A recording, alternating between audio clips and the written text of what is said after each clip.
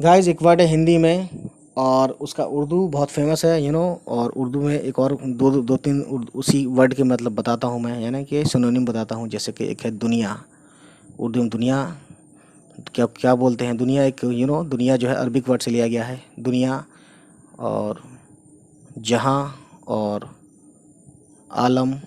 ठीक है, ठीक है, ये तीनों एक ही मतलब में आते हैं गाइस, और इसको हिंदी में बोलते हैं संसार। ठीक है, संसार, जग, कई मीनिंग है बहरहाल। तो दुनिया, जहान, आलम, ये सब उर्दू वाले वर्ड्स हैं, इसको हम हिंदी में संसार बोलते हैं। उम्मीद है गाइस ये वीडियो आपको पसंद आई हो, और अगर पसंद आई हो तो प्लीज़ हमारे चैनल को सब्सक्राइब करें और उन तक पहुंचाएं जिसको इसकी ज़रूरत है।